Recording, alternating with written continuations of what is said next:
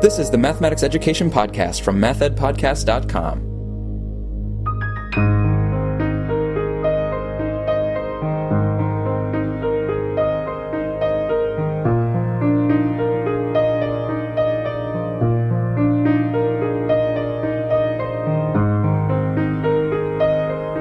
Welcome to the Math Ed Podcast. My name is Sam Otten from the University of Missouri, and today I'm happy to be here in Cape Town at the University of the Western Cape with Bruce May, who's a member of the Faculty of Education here at UWC. Bruce, thanks so much for speaking with me. No problem. We're going to be talking about some of Bruce's work related to practice and problems and a teaching model that he is working on. And he wrote a conference paper with Cyril Julie, and that is called Deepening-thinking-like Problems, the case of two students. But Bruce, before we get into that research that you're doing, I want to just actually back up and ask you where you got your PhD. Where did you study? I studied, all my degrees, by the way, was done here at UWC. Great. And my PhD is very recent. I only got it last year. Mm-hmm. My supervisor, like you just now said, is Professor Cyril Julie. And part of the work that I've been doing with him is what is in this paper. Uh-huh. And what has kept you at UWC? What do you really like about this place where you stay here? I studied here in the 80s, and that was a very turbulent time in the history of South Africa and all that. Yeah. I went to go teach after that. I qualified as a teacher, went to go teach. And then at some stage, I realized that high school teaching is not for me. Mm-hmm. And I wanted to come back and continue my studies. And the best place that could accommodate me back then, and I started my honors after that, was UWC, because when I left in the 90s, I was accepted for an honors degree, but I never attended classes and all that. So when I realized that high school teaching was becoming problematic for me, and that's a whole story all on its own, and I wanted to do something else, I remembered that I've registered here for an honors that I've never completed and all that, and I came back and I did it. And subsequently, I got a job in the mathematics department here at UWC. Okay. Not as a lecturer, but as what they would call a support staff, right? And what that basically meant in the mathematics department was that I would be lecturing and all that, but I wouldn't have the title. So they used me to teach what they would call courses that the science faculty teach for other faculties. Oh, yeah, service courses, we call those. Service courses, yes. Yeah. Some of the service courses that I taught back then was like in the commerce, like quantitative skills for commerce. I taught two courses there. One was highly mathematical, preparing students to go into becoming chartered accountants, and the other one was more for just ordinary accounting and so on. Mm-hmm. And I enjoyed that.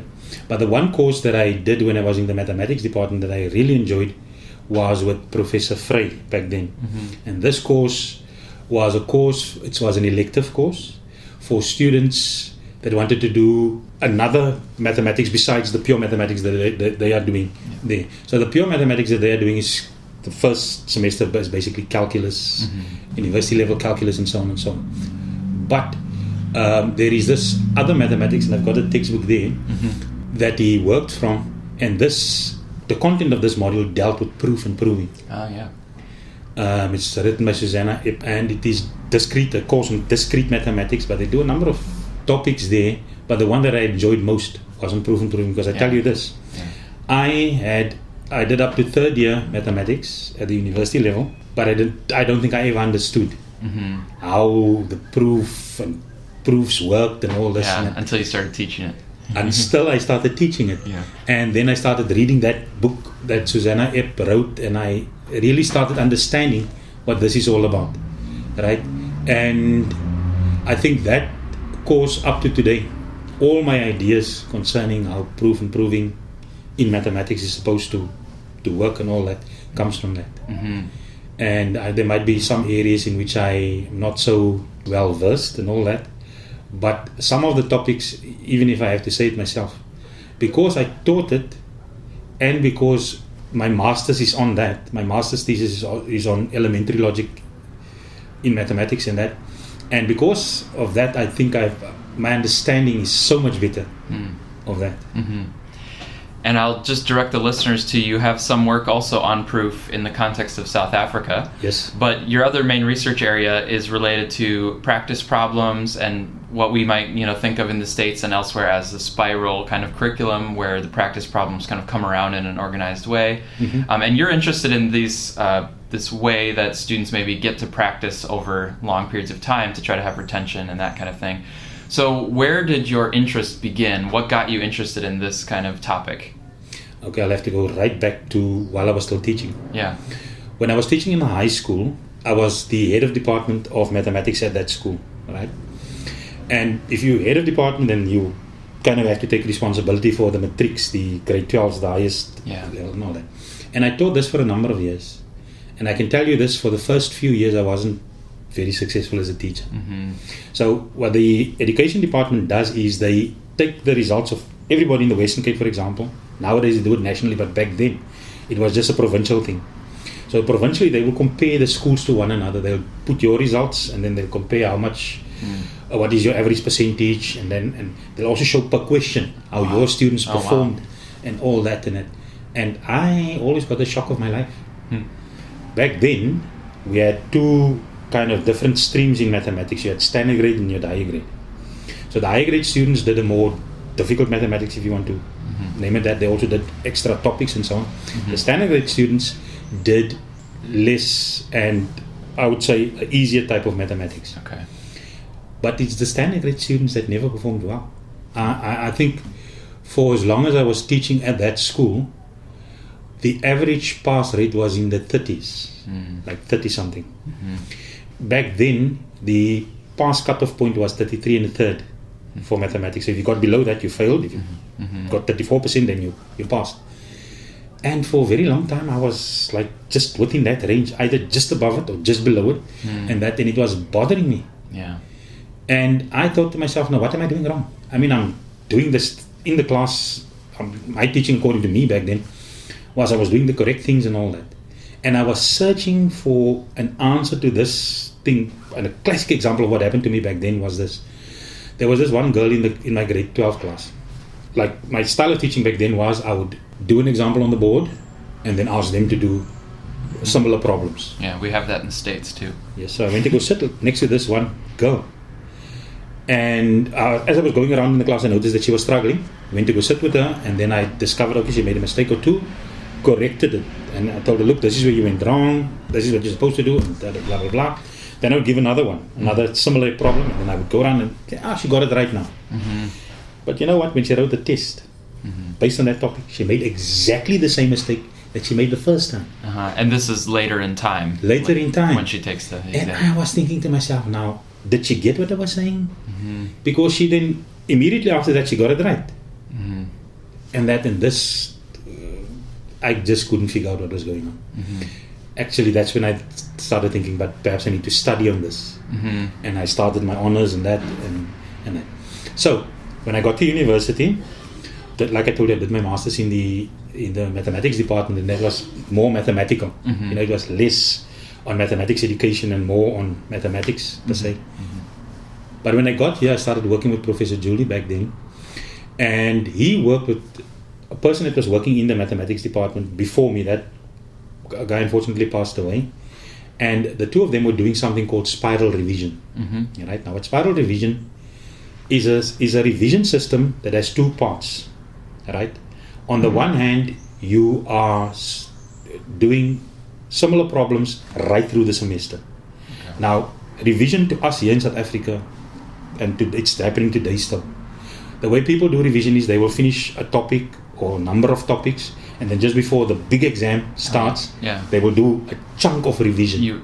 Or we would call that like a review right before the test. My experience has been that this is not very effective. Because I'm taking myself as an example. I did exactly that thing with my students in grade 12. I would finish all the topics, and then at the end we'll have this big review session and all that. And the results tells the story that it's not very effective in it. When I got here, started working with Professor Julie in that. What happened was that he was talking about this. We didn't have names for it back then, but now we know today it's distributed practice, right? Right. Where you practice something not once in a term or a semester, but many times. You'll go back to the same topic many times and do it more over and over and over and that. And then there's the other type of practice called interleaved, which is, I don't want to get into that because it's similar to distributed practice, but something different. So we're not really into that. So spiral revision to us, right? And there's a American author, I can't get his name, I think it's Wineland, but back in the 60s or something like that, he did something called spiral revision, but his understanding of spiral revision and our understanding is very different. Okay. Right? So our definition of that is where we revisit topics over and over right through the semester. Okay. Right?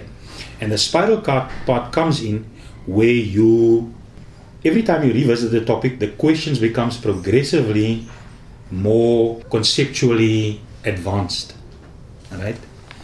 And then that comes into what we call productive practice. The productive practice is part of this spiral revision, and productive practice has got a certain type of problem which we call deepening-thinking-like problems. And this particular article, I'm talking about this one incident that happened in the class where a class session actually caused us, during the class session, to create a deepening-thinking-like problem. And I think it's one of the most beautiful incidents that ever happened to me as a teacher. I'll just briefly explain what that was.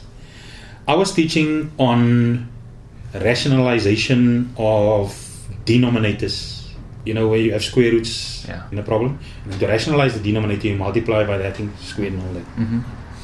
And then this one student in the class asked me, now what would happen, and I want to quote these exact words so that you can see that initially I was thrown off balance. I mean, I didn't have an answer for him initially.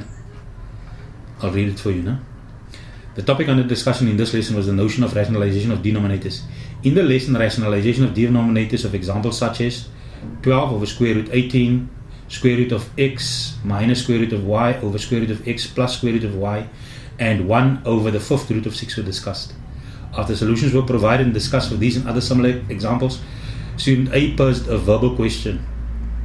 Since the lead author did not quite understand his question, the student was requested to write his question on the whiteboard. I invited him to come forward. Okay, great. The following was his question. How would one do this one? And the one that he was talking about was A, where A is any is a variable, divided by the nth root of B. And he asked how to undo it? His question was, how would you do this one? How would you do it? Okay. So, but remember, we're busy with rationalization of denominators, right? Yeah. The lead author was in the process of providing a long-winded explanation when student A interjected and asked if you could supply a solution. The following is his solution. Right? Okay. So his solution was A over the nth root of B multiplied by the nth root of B to the power n minus 1 over the nth root of B to the power n minus 1. He just had two steps. And in the very next step, he had A multiplied by nth root of B to the power of n minus 1 divided by the nth root of B to the power n minus 1 multiplied by B. So since the roots is not the same, the stuff under the roots is not multiplied. Okay. That's where he stopped. He didn't. Okay. I tell you, this is in a class, in a teaching situation. I was looking at this problem and my mind was racing. Is this correct? First of all. As I went through everything he did on the board, I realized that he was right. And because I now wanted to, my next step in this teaching sequence, because he really showed depth of understanding in this conceptually, right? Because first of all, he was moving from the particular, we did the particular examples, and in my mind, he was trying to generalize the solution procedure, right? So I'll tell you what happened. So I was thinking about this practically. This happened on a Friday. I was thinking about it the whole weekend. And come that Monday, I thought to myself, I better check if what I thought was what was happening was really happening. So now I designed my own question. Okay. To check not only him, but the rest, because the whole discussion flowed from that in the class. In fact, the whole class stopped and we just spoke about that, the correctness of it, what happened, and how that square root over that is 1 in a different form and all that, because that's the crux of the method, that you're multiplying by the identity element for multiplication, right? And so, come the Monday, this is the one I gave. Simplify the following by rationalizing the denominator. I had this. So I was thinking to myself, let me give him one where there is more than one manipulation involved so that I can extract his reasoning from that. Right? So that was my whole goal with this. So I gave him this 1 over, and if you can follow in that, so you can see what I'm referring to, the nth root of minus c divided by a to the power of m squared minus m minus n. Yeah, so just 1 is in the numerator, but in the denominator there's an nth root of a fraction. Yes. And so inside the radical, the fraction has negative c on the top, and in the denominator has a to the m squared minus m minus 2 power. Yes. And so you have the nth root of that whole fraction. Okay. Now let me try to explain to you what I was trying to do. I read an article by Littner. Right now, he had a student, I can't recall her name now, and they spoke about this whole notion of imitative reasoning and creative reasoning, right? So what happens normally in a mathematics class, and I think this was my mistake back then when I was teaching. I'm not so certain yet, but I think this was my mistake back then. So I think what was happening was this, that back then, the students were imitating me. So I was writing the stuff on the board, and their reasoning was of the imitative nature. So when they got to the exams, they could do those things that was very close to what I was showing them, right? As soon as the thing was changed slightly, and now they had to approach it conceptually, they didn't have the tools to deal with it, right? So my whole goal with this whole exercise was to check if it was just him doing imitative reasoning, this student at a higher level, or was he really creative in his reasoning, right? And did we really design in that episode, in that teaching episode, that we really designed together, me and him, a deepening-thinking-like problem that would conceptually open up the whole procedure that was involved in there, right? And because I wasn't certain, I gave this problem. Jump right to the end. He got it wrong. Right? I invited him again to the board. He couldn't do it and all that. Now, there's many reasons for that. It might be that this problem was a little bit too advanced, and he couldn't connect what we did the last time with that. Might be that. But my argument was that conceptually, the development of the concepts that underpin this whole notion of rationalization was developed to a certain level, but not to the level where he became, I would say in inverted commas, an expert in that. And I want to read something to you about what I wrote. The intention one was to revise the work covered previously, and on the other to determine if student A would recognize that his previous solution strategy need only be modified slightly to solve this question, and therefore there is some generalizability in the solution strategy. Right? Student A, however, was stumped by this question, could not even start. So he couldn't do it. Right? Student B, whom I thought to be primarily an imitative reasoner, because when you mark this stuff, you can clearly see I can do those things that I've, where he imitates what I've done, but the other things, and so I thought this student B was somebody like that. The following is his solution, and if you just check later on that, then you'll see that he did it absolutely correctly, right? When I asked him how he arrived at his answer, the following dialogue ensued. Lead author, why did you decide to multiply by the nth root of c over that? Student B, I know that I have to take the additive inverse of the exponent, since this is what we've learned in the first semester when we were doing properties of rational numbers. Now that is a beautiful, beautiful statement. I'll tell you why. This happened in their first year here, right? When we are teaching them. So in the first year we do properties of numbers, right? And part of that is where we teach them properties of the rational numbers, properties of the real numbers, and so on and so on. So now we're in the second semester, right? And at no stage did I connect what they were doing right then with additive inverses and all those terms that they used back then. But he used that term. I see. He said, so that showed true understanding to me. He was bringing up a new connection that you had not actually modeled for them. Exactly. Yeah. So he showed that he really understood this to me. Yeah. And he was so student B was having some benefits and opportunity for creative reasoning when it was actually student A that kicked this thing off. So at least another student was benefiting from this whole conversation that had been happening. I think you're absolutely right. I think that the first conversation on the Friday kick-started this whole thing, and the thing that went on in the following, we can't remember, it was the Monday or the Tuesday, but I think that stimulated all of them, because I got so excited in the class. And I think the Tuesday when I got back, I was so excited. I think that they could see it, that I was really excited, because I was thinking that this type of practice that we're doing is bearing fruits. You understand? And I think they could see that. So let me just continue with what, why did you add n? So they can end up with a to the power n. Right? So he's adding the additive inverse to get rid of all of those exponents. And basically, under the root sign, you must now have 1 over n, so that when you... So that the root cancels out. The root cancels out, so you just have to the power of 1. So all of that shows that.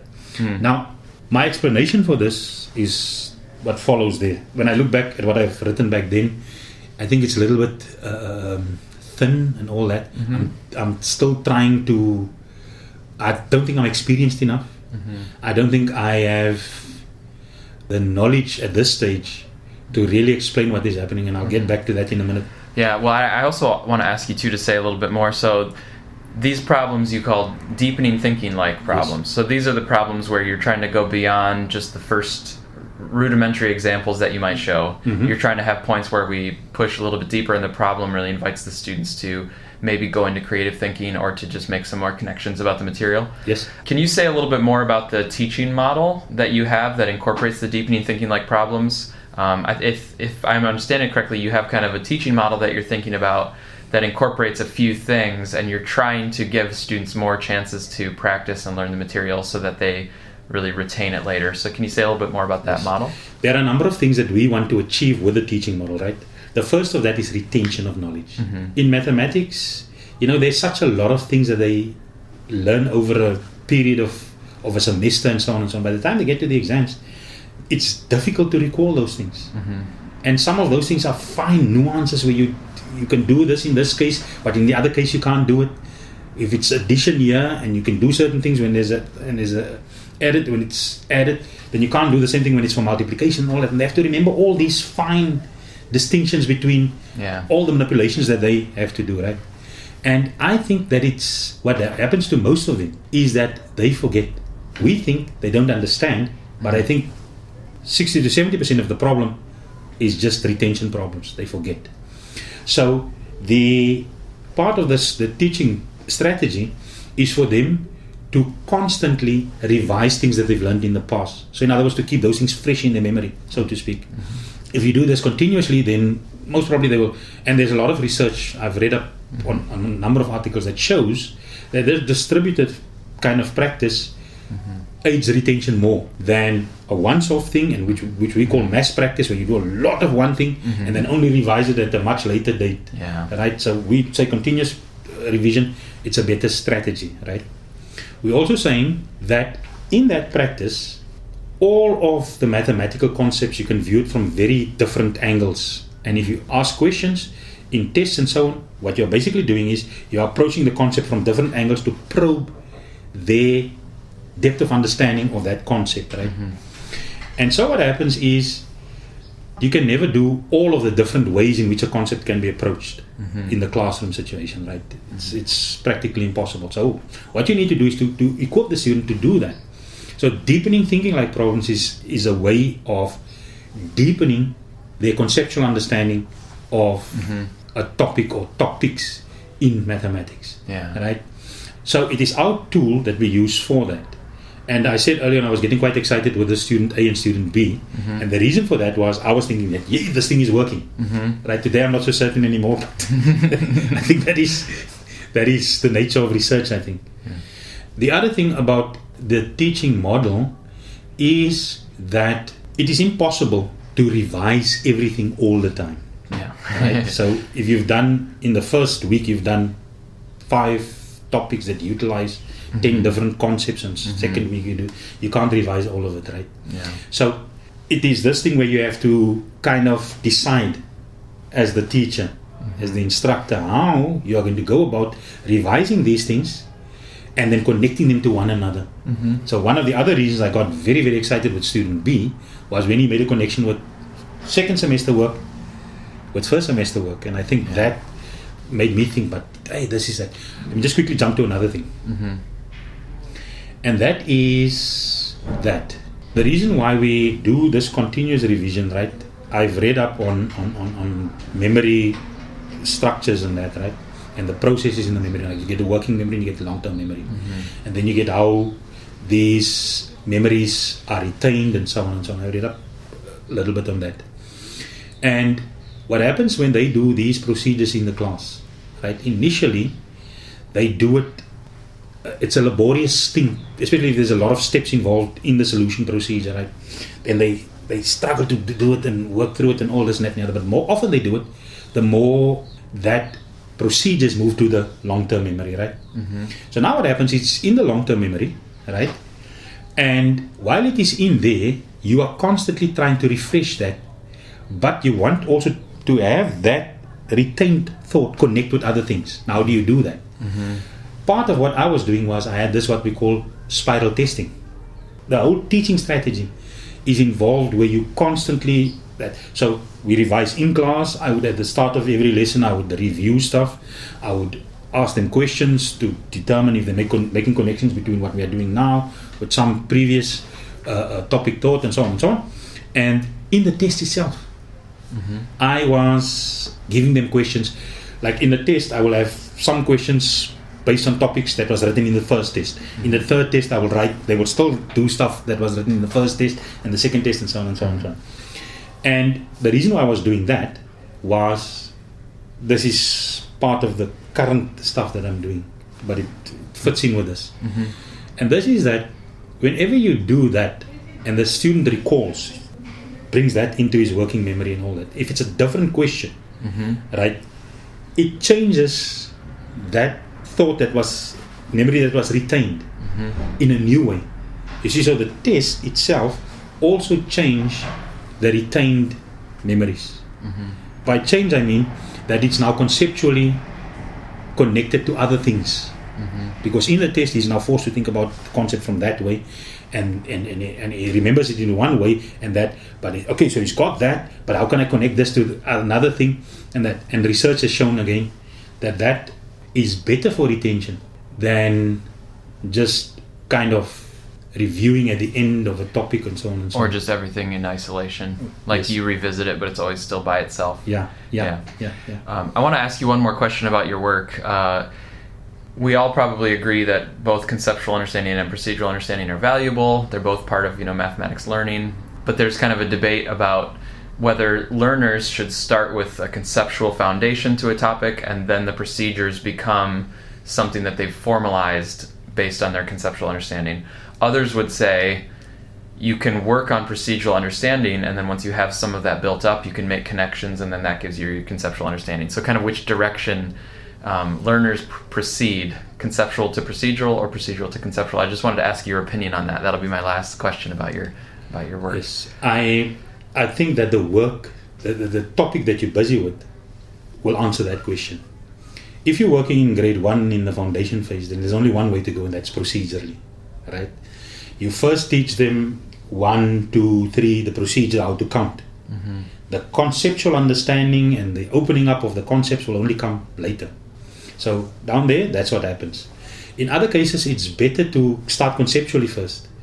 In Euclidean geometry, for example, there is no ways in which you can start with the procedures first, right? You have to start with the conceptual understanding first, and then the procedures follow after that, right? Because there's in Euclidean geometry is one of those topics where the procedures are very seldom the same, right? And if you start with procedures first, they're going to fall into the trap of trying to imitate what they see, right? So there's the real danger there, that if you do that, then that will happen.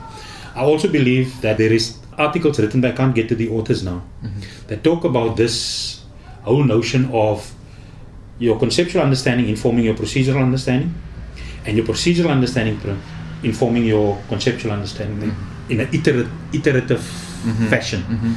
My understanding of that is that's exactly what happens. In some instances, you'll be working on a procedure, and then you'll hit some snag, some problem in that, because it doesn't fit exactly the. And so now you've got to think about what next, and that will improve the conceptual understanding, because that what next that follows would then inform your conceptual understanding and improve that, right? In other cases, you will start with something conceptually, and then try and develop a procedure to show your conceptual understanding. But in that process, the conceptual understanding is then informing how the procedure will develop from there and that. And I, for a very long time, when I started reading Hibbert, I think I initially perhaps had a very limited understanding of him and what is the lady's name again? Lefebvre. And I think my understanding of that was limited in the beginning. But as I read more and more, I discovered that this is not really what they are saying. When you add other authors to that, like Starr, and you add, who's this other people that wrote about that iterative connection between conceptual and procedural. When I read those articles, I think I had a better grip on what the conceptual and the procedural, how those two are linked to one another and that. And so I think now, I've got a better understanding of that, and I think I'm better able to kind of link it with the work that we are doing. Right? And initially, I think in these articles, if you read it, you'll see how very naive I was in the way I expressed my thoughts and all that. And I don't know that I'm thinking that I'm much better now. I'm thinking I'm on a route to kind of, like I'm writing an article now where I'm trying to write something for a journal. And I get stuck, like now I'm stuck for the last week or two with that. And it's, I think I'm trying to kind of get the breakthrough. And it's all those kind of things that I'm thinking about. And it kind of sounds like too that you maybe originally you were working on a procedure for teaching, and now you've kind of developed some more conceptual understanding for what you're doing, and now you're going to revise the procedure on the teaching that you want to do. But that, thank you so much for talking about that. My guest is Bruce May from the University of the Western Cape here in South Africa. Before I let you go, I want to ask one more question. I ask all the guests just for fun. If you now imagine that you were not in maths or maths education at all, and you were doing a completely different career, what could you imagine as that other career? There are two things. Okay. Back in the day when I was doing my undergraduate degree, I was doing physics. And when I was in my third year, they brought in this is now in the 80s, they brought in something called astrophysics. Right? And I was interested in it. They took us to Sutherland where they have these large telescopes. I saw about the telescopes. And so today it's much more advanced than back then. Any case, so in the 80s, when they saw the stuff, and I was very, very interested in it. But unfortunately, my family was going through certain things that back then, and I was forced to go and work. So I couldn't continue with that and all that. And then I started teaching, and it's very difficult to change careers. Once you've got a family, I got married in between. Difficult to change direction and all that, so I couldn't. The other thing that fascinates me, I think even back then and now, is both cognitive psychology and neuroscience, that combination. And fortunately today there is this marrying of the two, cognitive neuroscience, which I am very, very interested in. I actually want to do a master's in that, but at my age, people look at me, they will say to me, he's just his fantasy, he's never going to get there. But if an opportunity like that comes around, I will grab it with both hands. The closest I got to that was I volunteered to be a participant in like an fMRI study. So they scanned my resonance. But they gave me my brain scans to keep. So that was kind of fun. But it's quite the experience being in there. They projected some physics problems and some rotational visualization problems, and they projected it to me while I was in the machine. And I had to kind of answer it and think about it while they were scanning. It was kind of fun, Maybe you can be a subject of that research, even if you don't. That'll be fine for me. So long as I. Well, Bruce, thanks so much for speaking with me. I really enjoyed the conversation. Thanks too.